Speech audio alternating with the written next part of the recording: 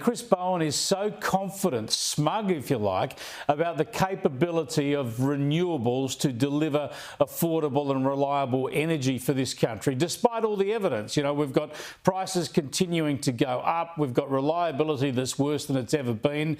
We've got the International Energy Agency says you can't get to net zero on current technology. Yet Bowen is so confident. So these government agencies must be telling him that this can be done. Well, that's what we've got to put to them. Are they telling him that? Are they warning him that if he keeps going with the reckless approach that he's taking, we've seen electricity prices go up by 39%.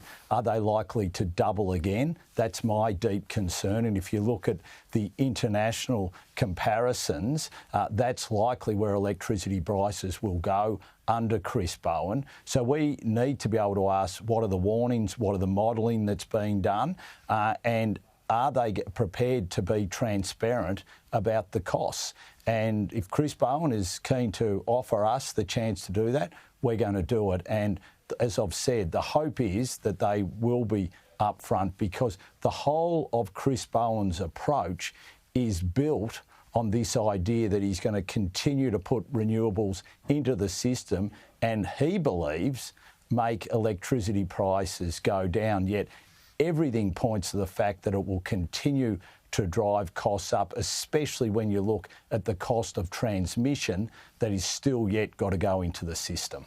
Chris Bowen's gone into print again, mocking really the nuclear option. He seems to be convinced that nuclear won't work in Australia, even though we're one of the largest exporters of uranium. And of course, nuclear energy is being dramatically expanded in so many developed nations, from China through South Korea, the US, Europe, the UK. How could Chris Bowen be so out of touch with what's happening with energy markets in the rest of the world?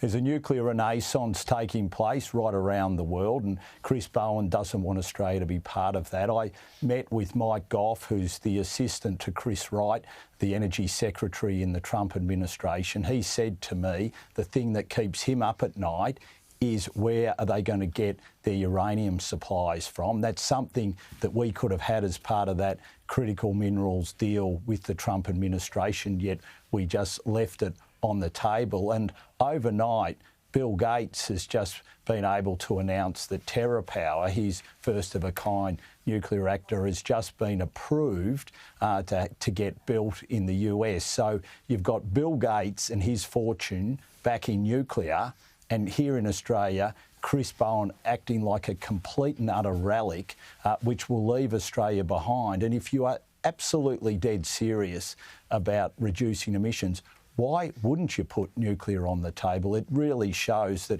Chris Bowen is all about the ideology, and he's not about getting good practical outcomes. Yeah, either that or Chris Bowen's smarter than Bill Gates. And I know which one I'd put my money on. Hey, look, obviously you've got to come up with your policy. Obviously, I'm with you, Chris. I like a bet. Yeah, I like a bet. Now, obviously, you're going to look at nuclear as a part of any energy future in Australia. You can't rule that out. You've got to get rid of the ban. You'd be mad not to. But a lot of the arguments framed around net zero, to back net zero or not, to me the focus is wrong, because it's net zero by 2050 that's the problem, right? It's fair enough to say that ultimately, if technology enables it, you'd all want to be net zero eventually. But the idea that we can do that by 2050 is the problem, isn't it? It will wreck the country. Well, it can't be done according to the technology, but if we tried it, we'll just wreck our economy. So what we have to focus on, and you're absolutely right, is what's happening in the next 5 years. What's happening to electricity prices? What's happening with Labor's reckless renewable rollout? How do we fix that? And the first thing that we should be looking to do is step on the gas, because everyone is saying that that's what is needed, and yet Chris Bowen and this Albanese Labor government in the last 3 to 4 years has not released a new lease to enable any gas exploration to take place. So there are lots of things that we can do, and we've got to be focused on driving costs down. Labor isn't. Their approach is a high-cost approach, and they won't tell us what that cost is. We have to be focused on bringing that cost down. And obviously we've got this meeting on Friday where we'll have further discussions as part of the process we've been undertaking over the last few months as we come together to form our approach. But you're absolutely right. It has to be all about cost. Thanks for joining us, Dan. I look forward to the meeting on Friday. Thanks, Chris.